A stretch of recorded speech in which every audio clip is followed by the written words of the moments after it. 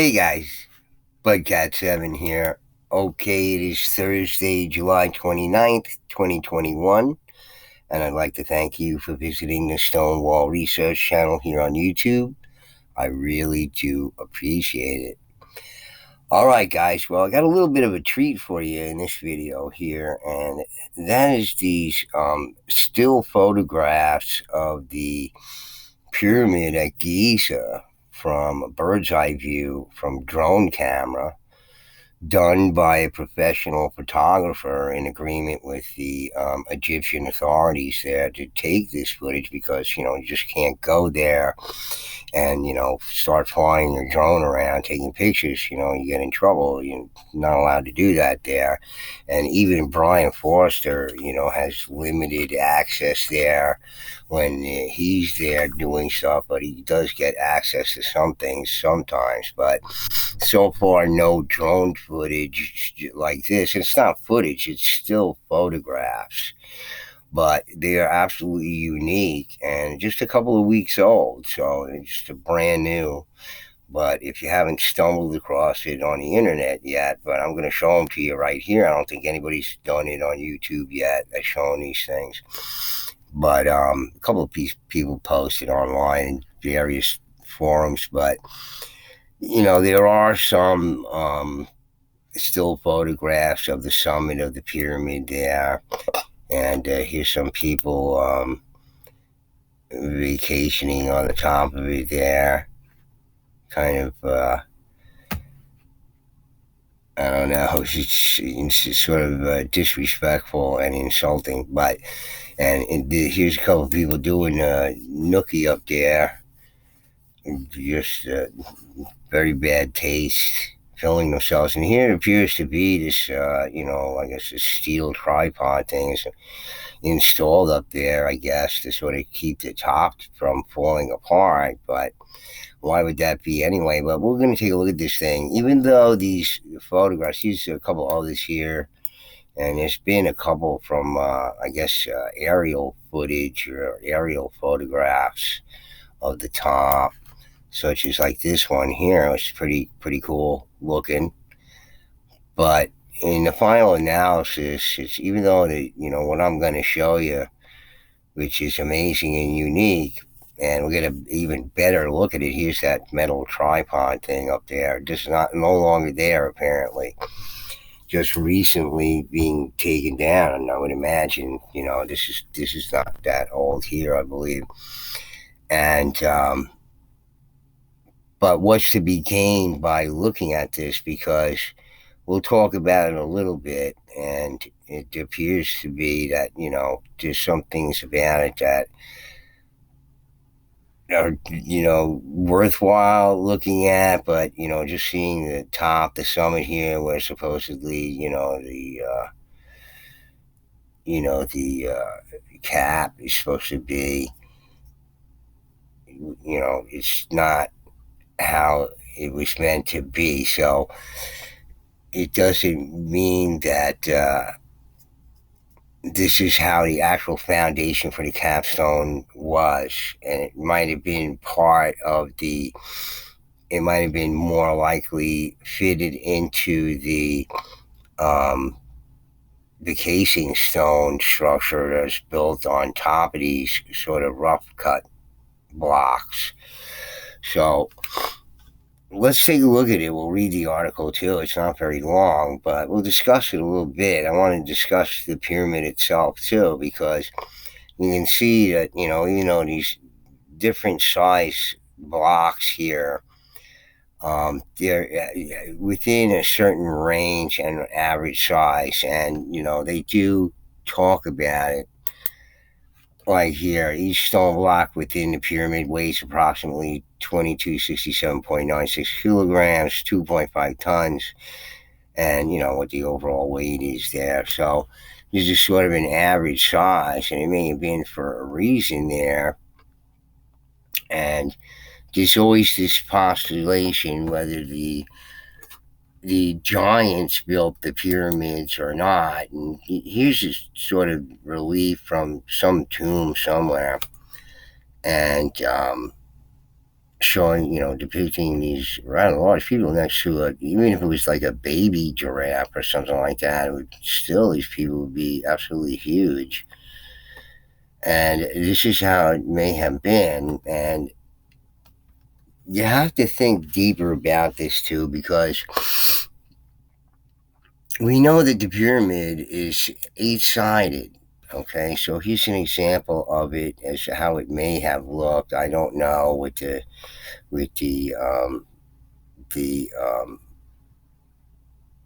casing stones on it, but it apparently it would look something like this, as you can see. So it's this inverted eight-sided structure, and how complex would the angle, a compound angle, just amazingly complex. And these would be perfectly fitted stones, remember, each weighing, up to 2.5 tons. So you're polishing all sides because it has to be well fitted. And the rear of it would have to be custom to fit the underlying structural block, right? So, what an incredibly complex task this would be. And it doesn't seem to be. I know other people said, yeah, the other pyramids in the area there are also eight-sided, but there's no evidence of that. And so, let's think outside the box for a second here. Let's say that this pyramid here is not really the Khufu pyramid. It's just Khufu was somebody who came along later on and said this is my pyramid, and nobody says any different because I'm the pharaoh.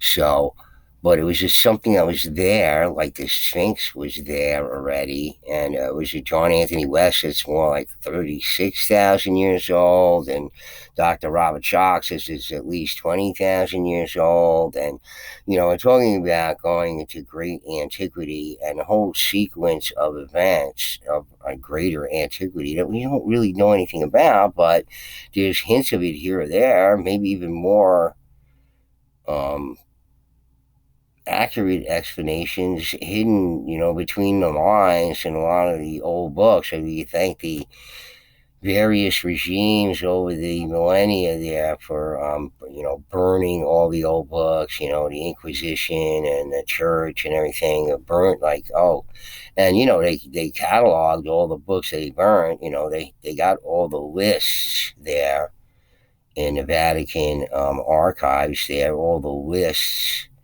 of books that were burned, never to be seen ever again, that probably offered some explanations of the past. And, we just don't have them because of these real sweet people who helped us out in the past there.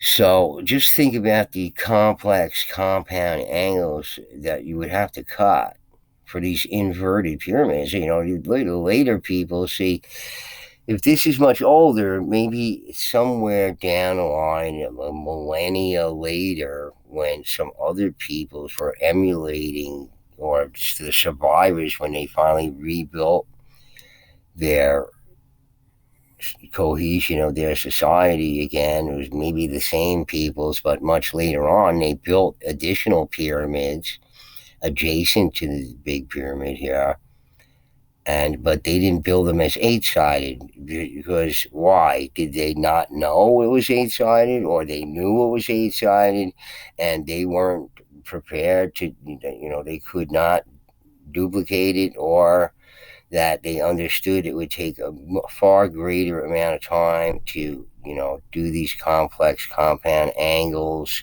and we'll just build it, four-sided, and that's enough. It seems to me like that's probably the case. And, other people have talked about this too, not just me. But it's conceivable that those other pyramids came later on, but much later on, at a time where they still had recollection of the original pyramid. And what happened to it? Let's say, for example, where's all the casing stone for? It's all gone. And where the heck did it go? And what did they build with it? Certainly something monumental somewhere, but where is it? Okay, or let's say it was cannibalized and put on the one of the adjacent pyramids that still has some of its facade, you know, that still has some of its casing stone. Let's say it was stripped off of there and put on the next pyramid. It was ordered by whatever pharaoh, or just hated that other pharaoh. We don't know because we don't have an accurate description of the past. Even these pharaohs, when they recorded their history in stone or otherwise, on papyrus or whatever, what's to make them from not lying about the past too? And whatever way they saw fit, it should be recorded in a way they liked. You know, you got to think about that. And this often appears what these people did in the past when you read about these ancient civilizations. And, the new ruler would always rewrite history to, to reflect upon him somehow. Not an accurate description of the past, some bastardized version of it, or a completely fictitious story. So just think about the complex angles and think about, the giant peoples perhaps were the people who really built the pyramids, which is what I say, a couple other people say. And of course, you have the Bible thumper people say, oh, and here's the solved how they did it by wetting the sand. Here's a big fellow overseeing a whole bunch of smaller people. Did a relationship like the Adena and the Hopewell exist in Egypt at some time in the past? Maybe this was the method that they used to build the pyramids later on, or one of the ways. Like I said, it probably was an evolution, because that's what generally happens when you're doing the same task over and over again, and things are improved and improved upon and improved upon. This is how the machinery evolves that makes certain products, whatever, into something that's much sleeker than the original design. So all these things to think about. All right, but who is these original peoples, and if they were of larger size? Well, okay, so look at this, guys. You see these two people here? Oh, I don't need to do that, but you see these people here, okay, lifting this big, heavy washing machine. There's a guy and this gal with this harness here. Well, guess what?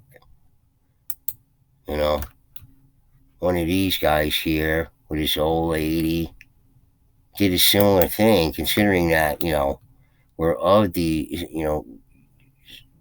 same sort of intelligence, they say, for the past 200,000 years. Relative intelligence of human beings is absolutely the same for the past 200,000 years. You're telling me, this isn't rocket science here, folks. Okay, you take one of these guys, right, and you do this thing right here, right, these big, giant, huge guys, and lift up one of these blocks with a harness like this, and you and your buddy put this 2.5-ton block wherever it's got to go. Okay, or maybe a group of them in a bigger block, right? Just put this slinger harness on you and bang out. You're moving big, heavy stuff all over the place, especially if you're giant sized. Okay, no contraptions or water in front of it. I went over this on the channel. Well, they built some contraption and somehow put built the contraption and somehow put, so it's solved. I see, because that's what it says. It's solved, you know. And as I said in whatever video I was talking about, just what's in these NBC News article and the CS Monitor here about how it's solved. It's solved, really. Okay, the words contraption and may have used water to those type of language does not connote preciseness. It does not connote definite knowledge, you see.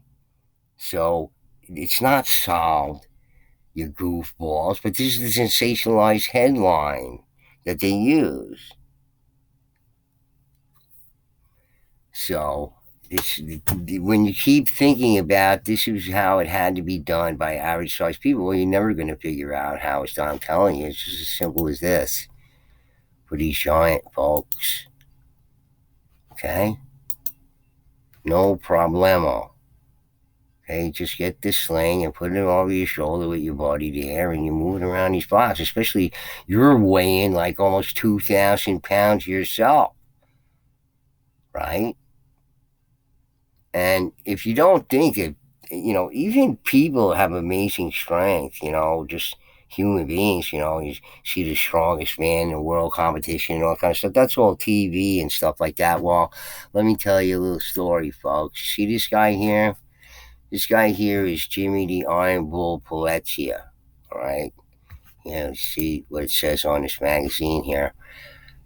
World's strongest power bodybuilder, Pelletier's Iron Bull training series. He's got 150-pound dumbbells in his hand that he's doing here. He did 200-pound dumbbells, all right? He's a spokesman for Metrics. Well, okay, so your friend Budcat here was living with his estranged wife for a couple of years, a nice lady in the entertainment business that he was married to. They had 2 children together. I lived there. I had to face this guy. This guy had Guinness Book World Record, strongest man in the world. He bench pressed 1,200 pounds. Okay, and he's 6'3", I think. Okay, I had to face this guy like every other day, folks. Okay, and I was a bodybuilder myself. Nothing to sneeze at for a guy my size, but I'm a little small guy with a light skeletal frame. Okay, I had 16-inch arms. Okay, so that's for my person my size, 5'8", in a light frame. That's pretty big arms. And, it got a lot of respect from people about it or whatever. So, anyway, this guy here, in my opinion, appears to be a giant. And, or at least he has the giant DNA. I'm going to do a video in the future about, the people who are in sports figures and other figures and other professions who appear to be giants and descendants of giants and apparently have the giant DNA in them. No doubt in my mind, no doubt in my mind at all. And Jimmy the Iron Bull Paletti is one of them. Okay. And he definitely has, if you watch his Dave Palumbo, he looks like he's what they would say he's suffering from acromegaly, but he's not a giant. He's just a sort of average sized guy. But the way his skull is shaped is just unusual. And the way Jimmy's is shaped is like Shaq's skull, for example, who I think is like a real giant. Shaq's got to be like a real giant. He's a real giant in real life. He's got the giant DNA, and it can express itself in different forms. I think in Dave Palumbo it is, but he's not suffering from it. It's just that's the skeletal anatomy for the giant humanoids in the past who had this type of skull type expressing itself. Okay, and you can see, I think, in shoot, like this, for example. Okay, you see this fellow over here who's shaking hands with Jimmy over here. See, he's got a little head and a big giant body. That doesn't occur with Jimmy here. His head matches his overall anatomy. All right. As it turned out, we ended up being pretty good friends. I'm the kind of guy who attracts these people for some reason. When I was young and beautiful looking, this is what I used to look like when I was like half the age I am now. I still look pretty decent, but not like this, folks. So I, his ex-wife there and Mariah Carey's sister, I took a liking to me too. So this is the kind of things that, is most popular on campus in college and all this stuff. So, and I was a bodybuilder myself, so I just was in this type of thing. But I'm one of these guys with like a small head and a big giant body. It doesn't fit me right, you know. I'm in miraculous shape right now. I'm not a bodybuilder right now, but because of it, I still am in pretty decent physical shape for a guy my size, but no 16-inch arms. But you know, hey, it still got pretty good guns anyway. But this guy's like a real giant. You can tell by his skull type. We're going to go over that in this future video. We're just going to look at a whole bunch of people who I think are just the descendants of real giants that are alive today. They have the giant DNA and it's expressing them. It's you know, they have more of it in them than, you know, and it's because, you know, the sort of integration and hybridization of the giants with regular humans like us, you know, occurred up until very recently. It was going on all over the world up until into contemporary times, and was ongoing. It was really responsible for this growth in height from 1800 to now of 10 centimeters or 3.3 inches isn't because of any environmental factors that they're talking about. And it has nothing to do with gravity. It has to do with the integration and hybridization, final hybridization, where, you know, what the remnants of the giant humanoids finally integrated into the DNA of everybody everywhere. Okay, with pockets of it here and there, and expressions of it in places where they existed in the past. Heavy expressions in these areas, like the Frisians, like the chiefs of the Fiji Islands, like the Watusi, all real peoples that exist who are giant that they can't explain. As long as they can't explain it, then you know we have a lot of grounds to fall back on in, you know, the revealing the truth of the giant humanoids. Okay, so anyway, let's let's get back to looking at this article here from This Is Colossal. It says, you know, of arts and culture. It's about art, design, craft, etc. So this is a photographer, professional photographer, you know, who has, you know, real, you know, expensive equipment, drone equipment to take these photos of the pyramids here. And just let's take a look at it because it is quite amazing. It's just from just a couple of weeks ago. So if nobody caught it yet, let's take a look at it. Spectacular drone views of Giza present the pyramid in an unusual perspective, and it certainly is unusual. And apparently nobody's done it yet up until this fellow right here. Sort of, you know, these aerial photographs and on-site photographs. But here we have the real bird's eye view, but it gets a lot better. Ukrainian photographer Alexander Ladenivsky travels the world in search of spectacular images, including idyllic scenes of Icelandic waterfalls, ancient mountain cities in Jordan, and the collision of history and modernity in Nepal. Last April, he teamed up with the Ministry of Tourism in Egypt to shoot one of the most photographed landmarks on Earth, the Great Pyramid of Giza in Egypt. Not satisfied with recreating perspectives found on postcards and Instagram feeds, Ladanivsky instead used a drone to shoot the 4,600-year-old structure squarely from above at different altitudes. The series offers an uncanny view of Giza and manages to flatten the 450-foot building into an abstract collection that appears more like a cobblestone courtyard than a 92 million cubic foot stack of boulders. Each photo zeroes in on the pyramid's tip, or pyramidion, which was once topped by an immense capstone that some speculate may have been gilded with gold. The area is now covered with centuries of graffiti, names etched in stone before the pyramid was more closely guarded. You can explore more of Lidovnivsky's wide-ranging travel photography on Instagram, and it is nice stuff. You should take a look at this stuff. He takes just wonderful photography. And, you know, it's using, you know, real top end equipment. So let's look at more of this as we sort of zoom in onto the top of this. And again, I'm just sorry to say that we're not going to get a lot out of it, unfortunately, because, what's occurred there.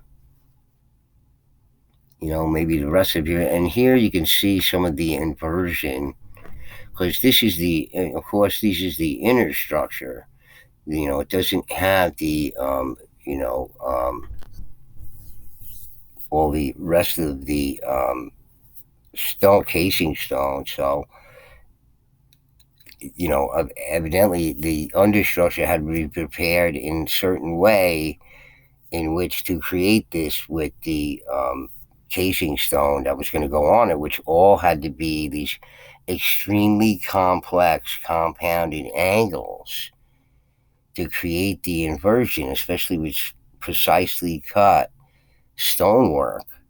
And here you have to imagine average sized people flipping this block around on all six sides, with risking damaging these finely cut and polished edges of these casing stones. And really, and how they were doing that. But of course, if you're a gigantic size, hey, maybe it's not a problem with the right kind of harness made out of hemp, which is like steel cable, if you make it out of hemp.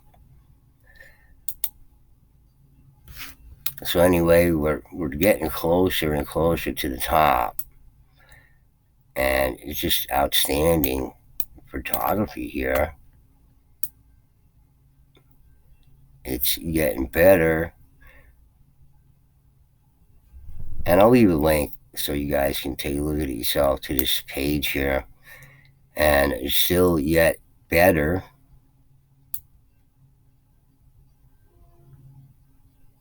And finally, I think this is as close as it goes. No, get a little bit closer here. So from this, which is pretty darn close. And I don't see that metal tripod piece of steel there holding it together. And what are all these holes in there? Probably, for flags or whatever, whoever's doing it. And look at all the graffiti that's in there. And I think this is why the top of it can't be accurate. It looks to me like they tried to dynamite into the thing through the top here. And here we see, and looks like the only piece of granite that's among this limestone here. Or it's a different kind of rock altogether for some reason among all these pieces of stone here. See? This one here, this bluish one. And it looks like, they tried to dynamite in from the top. So if they did that, I don't think it's likely that the arrangement of the blocks of stone that's up there right now is what it was before they did that. Okay, so, who knows how much dynamite they used to do that. And it looks like they plugged it up or something like that. And I don't think it's the original arrangements of rock. So there's nothing really to be gained by seeing this here, at least from an engineering perspective, because everything's been rearranged and probably rebuilt at a time when the Egyptian government thought it was worthwhile for tourism purposes to reconstruct the top of this thing. And it's on the even surface, some blocks sticking up, as you notice from some of these on the ground photographs. Just when you can see it better, it's not flat. So I highly doubt that this is the beginning part of the foundation of the capstone. Again, it could have been seated upon the casing stones that finished on the top here with more elaborate, perhaps bevel work or bevel block work there, or some type of, bullnosing or something like that, which, again, where did all the casing stones go to? It seemed to disappear into thin air, and no structure associated with it built somewhere that the stone was used for it, unless they broke them down into smaller chunks or something like that, but highly unlikely. And what if, like I say, it was cannibalized and just built a smaller one and could because the angles are the same and everything, just put the old casing stone right on top of the new pyramid that you build. But if it's all that angled stone, it couldn't have possibly fitted right, but they could have finished it off to be squared. But,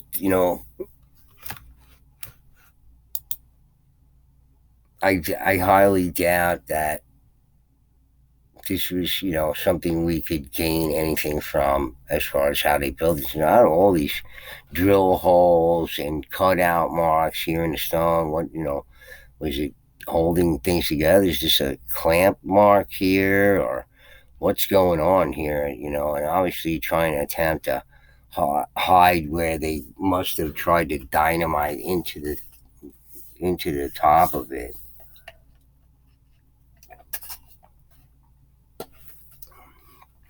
So very cool photographic set, brand new, just a couple weeks old, and I don't think it's been spread around too much. I don't think anybody's shown it on YouTube yet. Here you sort of see this X mark and how these corners are built, and I would imagine that the way that it's being constructed here was in a way that the casing stones could be fitted up against it by using all this block stone that was placed there as a ledge to hold the casing stones. The only way, with the weight mostly down on it, with one block fitting on top of another and next to each other.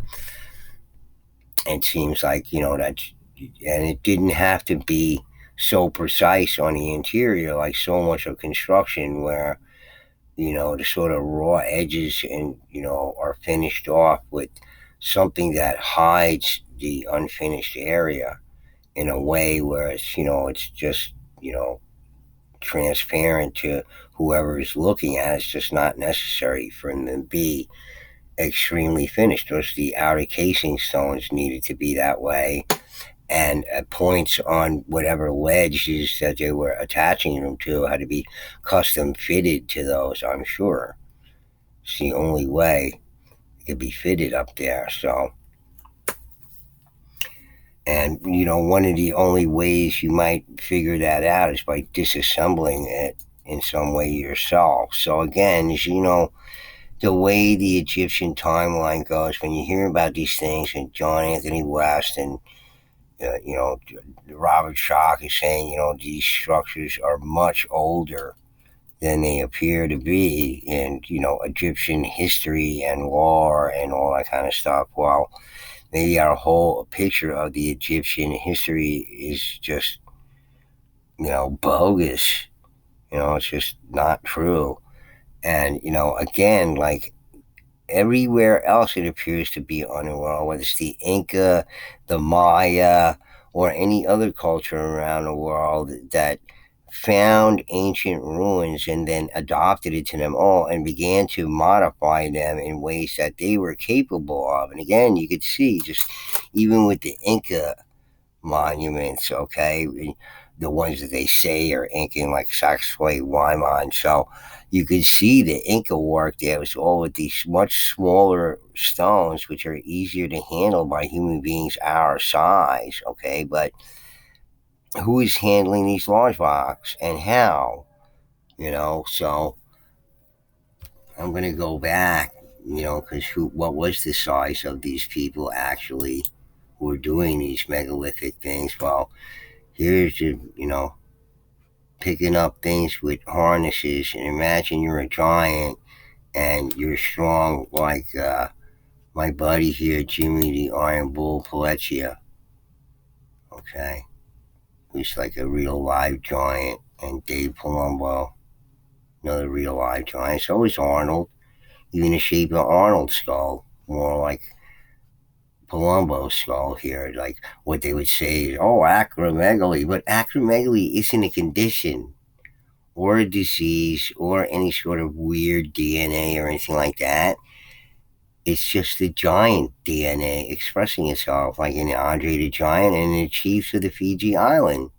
The different giant humanoids, different than those like of the Watusi, which are much more finer, with more elongated skulls, slightly dolichocephalic skulls. Okay, so all different types of giant humanoids in the past. These are the descendants of them, all of them, including this guy here. As I said, his body never looks bigger in proportion to his head.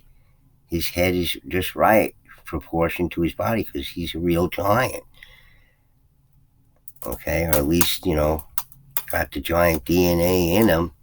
But there's more real big guys that are more likely, have predominantly giant DNA in them. So, in any case, just thought we'd had this little discussion, guys, about seeing the top of the pyramid again. It's just great photographs, and people will talk about it. Maybe somebody else will make a YouTube video about the top or whatever it is. But is this really a reliable um, source of information here where they dynamited the top and they're trying to hold it together, with the rest of the period is completely stable. It's because, they had to rebuild the top of this thing just by putting stones together and to hide the dynamite holes and all this kind of stuff. So there's nothing to be gained by looking at the top of this thing. It's a great view and interesting, and I could read all the graffiti in the top of it and everything. Yay. But, what are we getting out of it? You know, not a real lot. But in any case, guys, I thought you might like to see it. As I said, it's a brand new article, only a couple of weeks old, from the 13th of July. So this is definitely one of a kind photographs of the pyramid here. And like as I say, you can see the understructure prepared for the inversion, the eight-sided inversion, and it's almost like it's concave in a way. It would have to be in a way. So think about the backs of the blocks would have to be custom cut and fitted to each one of these places. But they built it in a way where that customization wouldn't have to be too precise, but just enough so it would rest itself on the ledges of each course that they were attaching the casing stone to. So again, this doesn't tell us anything. If we were to take a few layers off, I think we probably have a good idea of really how it was built. But I wouldn't go by this up there. And what else can you see in there? I don't know, but I certainly encourage you guys to go to this is colossal site here and take a look at this. I'll give the link in the description there, and you can go take a look at it yourself. It's interesting and cool to look at. Like when I was in Petroglyph National Monument in New Mexico, there was graffiti everywhere, and even a couple of really funny ones too. But I was laughing hysterically at him. He's saying that the petroglyphs were fake, but and it was carved into one of the stones at the park there. That's like the part of the park where like the park rangers are too. Like right under their noses. But in any case, I hope you enjoyed this. It's not a long video, guys, but I thought, I'd bring this to you because, it's very, very recent, and it certainly is amazing. These photographs are amazing of it. And, take some note of what's going on top of it, but I wouldn't take it as anything that would indicate the way they actually built the courses of the pyramid, because I think this has just been a repair, and so there's nothing to be gained. Nothing that indicates how the capstone would have sat on it precisely, etc. Again, I think it has more likely to do with the casing stone that would have come up to some sort of platform, a solid one piece cut platform for it, not a whole bunch of smaller blocks underneath it.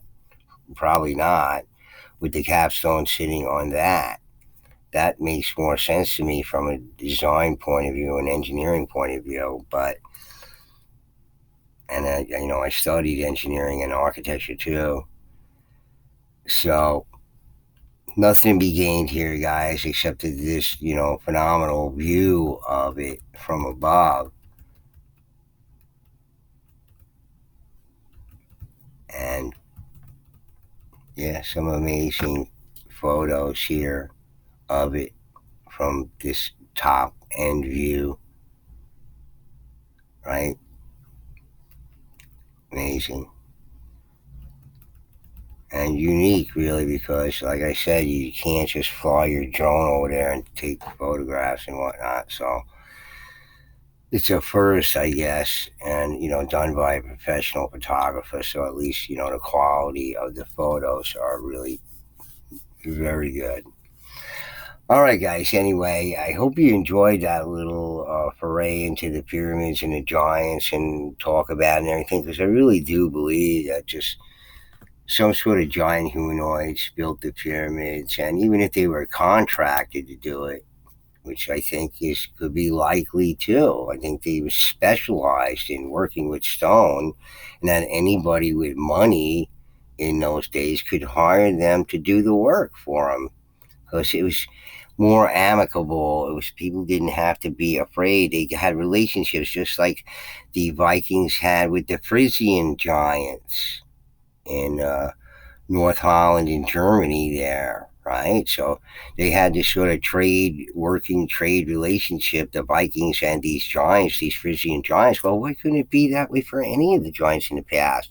Until it came for an excuse to eliminate them. It's in a wrong context or whatever it is, especially in the Americas there in the Bible. And God, mean old God told Joshua to go in and kill all these innocent people. What they do to anybody, even if they believed in a wrong cockamamie God, gotta kill everybody, including the children and the animals too. I guess it doesn't sound like a real nice guy at all. And that's why the New Testament's a little bit nicer.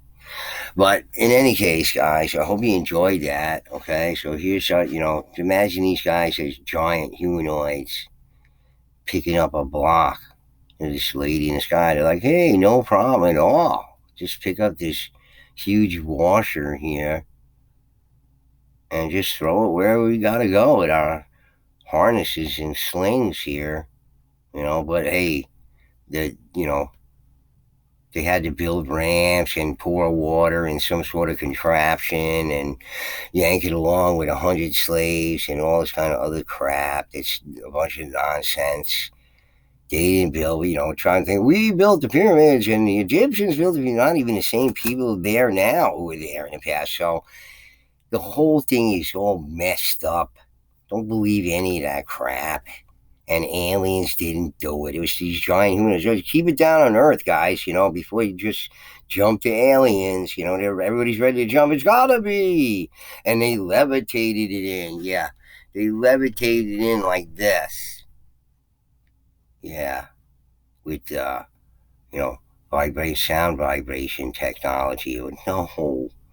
No, anti-grav. And yeah, here's the anti-grav technology here. Just put these slings on the backs of these guys right here, man. Like this guy right here, right? It's like a toy block for this guy with a harness. Like they could fling it up in the air like 100 feet. A 2,000 pound block. That's how it is, folks. Oh yeah, there's no giants. Yeah. What's the reason for this skeleton? Oh, it's gigantism. Is it? It looks pretty tough skeleton to me. Oh well, don't believe it because you must believe in the Bible. And if you don't believe in the Bible or religious or in any way, and you believe in the giants, oh, then you must be even crazier, right? All right, guys. Anyway, Bugcat7. If you like the video, hit the like button, please. And if you're not a subscriber, please do subscribe. Bugcat7 signing out. Peace.